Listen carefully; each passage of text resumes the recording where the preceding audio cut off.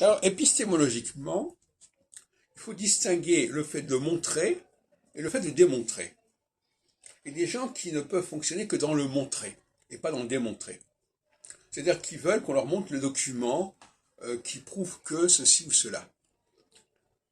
Démontrer, c'est autre chose. Démontrer, c'est c'est-à-dire un raisonnement qui arrive à une certaine conclusion.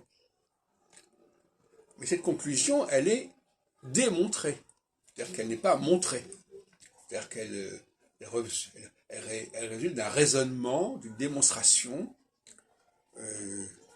Et certaines personnes sont capables de suivre ce raisonnement, et d'autres personnes n'en sont pas capables, et donc elles sont obligées d'attendre que ça soit montré, si tant est que ce soit possible. Alors, dans bien des cas, ça devient presque comique.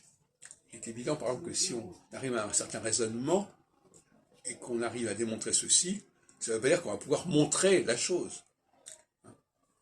Si je dis, par exemple, que quelqu'un s'est comporté d'une certaine manière, et on me dit, mais démontrez-le, ben non, je vous le prouve par mon raisonnement. Mais je ne prouve pas qu'il a écrit ceci ou il a avoué ceci. C'est toute la question de l'aveu. L'aveu, c'est le montrer. La personne avoue quelque chose. Maintenant, même quand la personne n'avoue pas, je peux démontrer que ça s'est produit comme ça. Mais elle peut être dans le déni. Et c'est toute une logique, une dialectique entre les gens qui veulent du montrer et les gens qui passent par le démontrer.